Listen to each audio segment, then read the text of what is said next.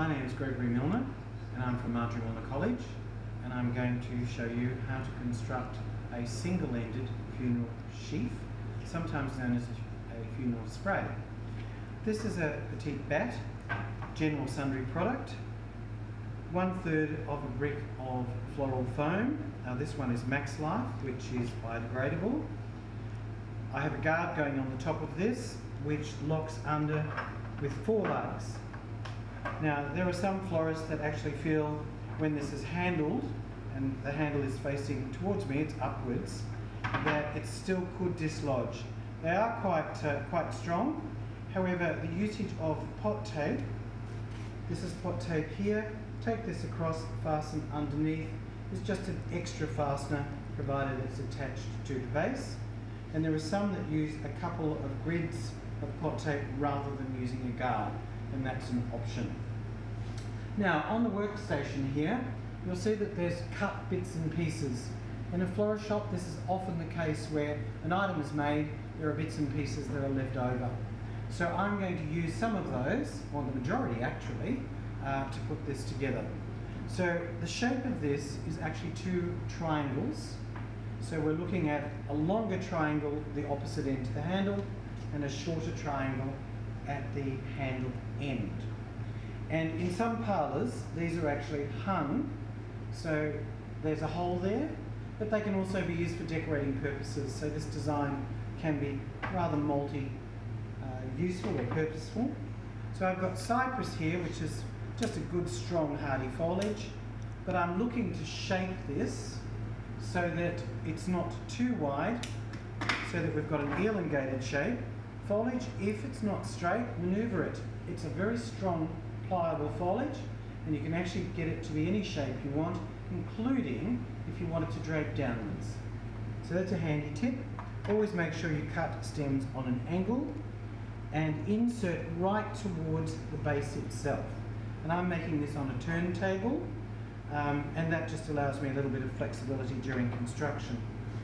Make sure that you strip off from the end of your foliage, preferably into a rubbish bin, and we're actually going to be working our shapes so that we come down and around. So I'm out to the side here. We're going to use these pieces of cypress. That's a longer piece there. We'll use this one joining up, coming in on that side, and then coming in over this side, so that we're building up a triangular shape. Now offcuts like that, just get rid of it. They're a nuisance to us, and they look a little unsightly. So come down the other end, if I just lift this at this point. Now you may notice it's dribbling water. If you are making this up on the day of the funeral, my advice would be to only soak the foam half. So you put it in face down and only soak it halfway. When you put it in, the water with gravity will soak through the fibres. In that way it's not going to dribble when you're displacing. So when you displace into the base, you won't get water dribbling out. If you're making this up well in advance, day or so beforehand, then I'm strongly going to suggest that you fully soak. So that comes down to timing. Now you'll notice I'm using all these offcuts that some put into the rubbish bin. They are all usable. Now I don't want it to be too fiddly, but you'll start to see that we're building up the shape that we want. So we've got a triangular shape to here. I'm going to put one more piece in there, and then we've got a triangular shape at the other end. So we'll put one more piece of cypress in. Now the cypress that's actually remaining, we could do a little bit of overfill, it's possible, or you can move to another foliage, and I think I'll intend to do that. So those bits and pieces could go towards the next small arrangement. Rightio. Now, if we were going to continue foliaging, I've got some eucalypt here. So we could flower at this point. So what we're going to try to do here is make a shape within a shape. So the cypress is the longest. So I've got eucalypt coming up the centre line. I'm immediately going to go to the other end, which is shorter. That's giving us the linkage all the way through. And then with shorter pieces, notice I'm trying to maximize the usage. With shorter pieces, we're going to continue building around in regard to making the same shape that we've created with the cypress. So I've got some nice little offcuts of eucalypt here or there, but that one's got young tips. So if you were using this, you'd actually need to cut back the young tips, because any young tips will flop very easily, and of course that's the last thing that we want. Now you'll notice that we're starting to get a bit of a build-up in the foam, but I'm still working very much towards the base level, so we're keeping plenty of room moving forward for our ongoing placements. So a shape within a shape is what we're looking for. So let's have a look how we're going. Pretty well. Okay, so there's our shape looking that way with regard to eucalypt. And it is possible just to use it as little bits of fillers. Now this is moving up onto the foam, higher to the sides and towards the top, but we're angling that in a direction, and on the other side, we're angling it back towards the base. So that's just giving us a little bit of cover, frame cover. And then I've got some little offcuts of pittosporum, and if we choose to put those in at this point, and we could do it later, again, highest to the centre line, cutting this into sections, and we're just going to use that as a filling medium, working our way around the base, longest to the top, longest to the base. That's shorter by ratio, 2/3, 1/3. Back again, and if we choose to bring that texture, we can bring that up to the top of the foam as well. Now, some would argue the fact that it's getting harder to see your foam. Really, that depends on the amount of content that you're trying to put in here, as to whether this would go in earlier rather than later. So we've got a really good foliage base sitting here. Right, now we have some snapdragons. Like gladioli, snapdragon ends will turn to the light, they'll turn upwards. So in putting this is low to the base, this will flip up, possibly overnight. Now if that happens, don't be too alarmed, because they're all going to do it. Put that one down there. So this is the other end, which is shorter. So look at whether you want this tipping upwards at the moment, but it's going to move of its own fruition. But they'll all do it together. So I've graded down, and you may note that I've kept it quite close to the centre.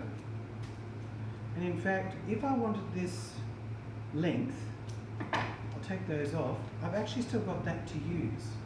So for example, that could come in here, put this in here, and we're maximising our usage. You do the same with gladiola. So we've gone across here, and then we've got our main line coming down the centre.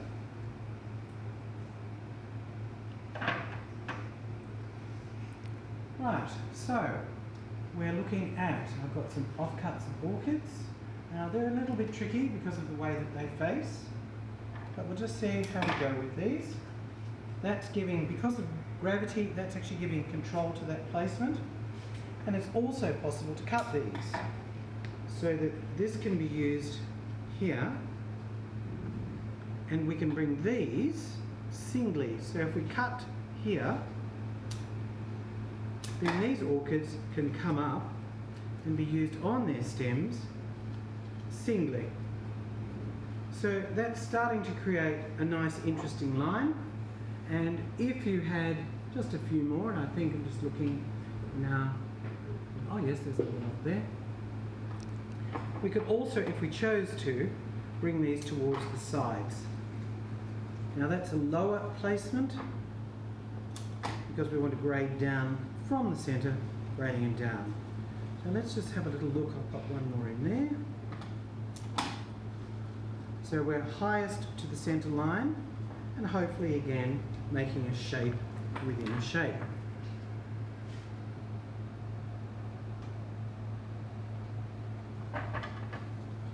Now I do have some little agapanthus, and I've got a tip with these.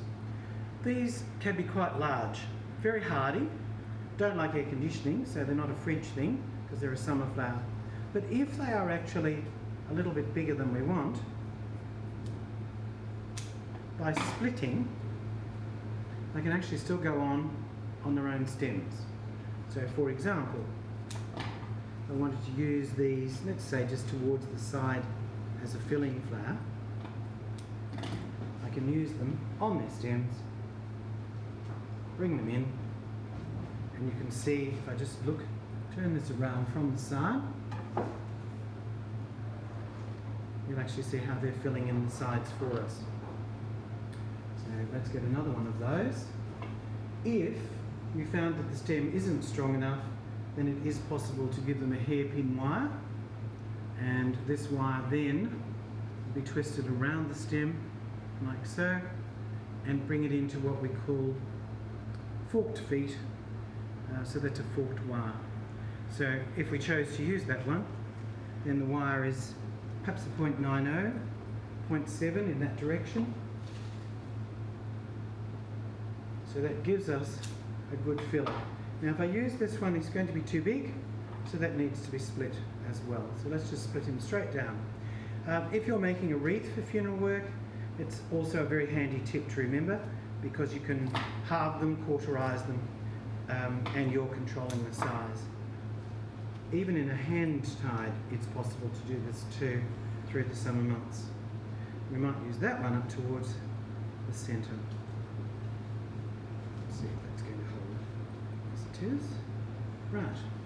Now there was just a little bit of movement there, so I'm just going to do a hairpin fork rather than individually wire that, just to make sure that doesn't move. So there's the agapanthus in place. Now we're going to look at our focal flowers. They could have gone in earlier, and they can go in at this stage too. So in we go, angling down. So we've got roses.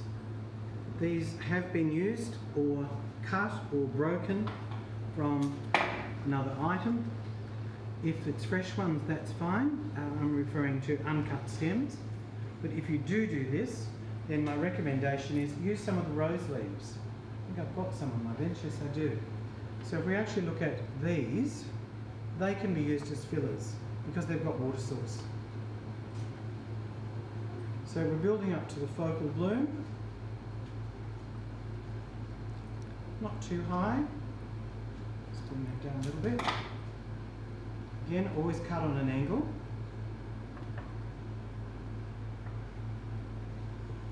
Okay, there's our focal, and now we're coming over the other side.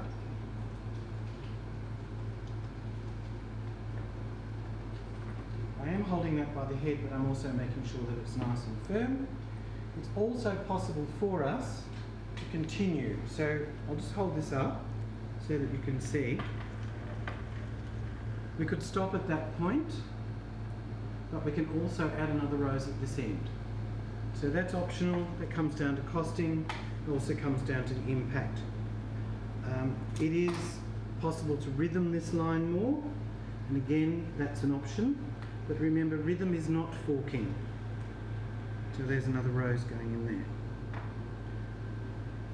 Alright, we're sort of moving along quite nicely.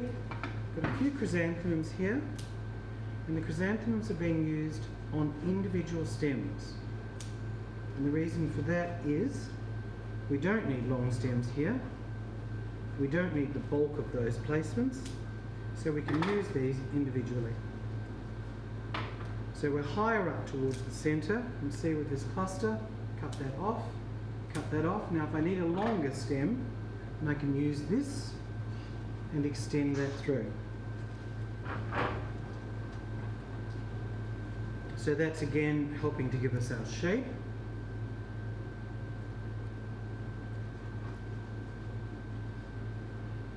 Now we're looking at the numbers that we've got because we've got to balance it from one side to the other. And given this number, I think we're quite comfortable.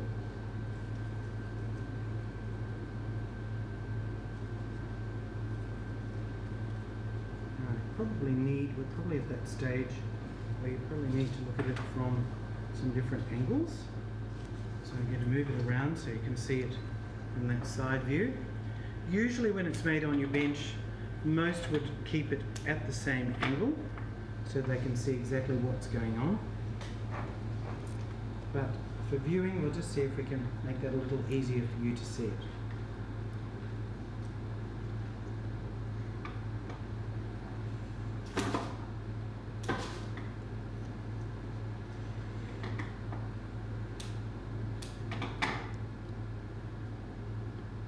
If a stem isn't quite long enough, provided it's a hardy flower, you can actually wire it. So if that was the case, if we needed to wire something, it may not have water source, but we'd actually wire through the calyx, return down, and give one twist around. You've got forked wire, and that's ready to go into place. But you haven't got water source, so you can only do that with hardy varieties.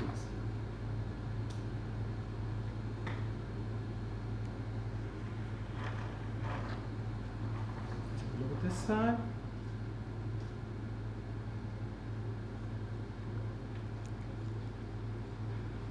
So those stems of chrysanthemums have done their job really well. Right, now basically we have our tribute. This is just a little bit too bold there with the botostrum. I'm just going to cut that back just a touch. Make sure that we haven't got any holes there. No, we haven't. Right, now a couple of things that I'd actually say by way of advice. So I'm just going to hold that so you can actually see it.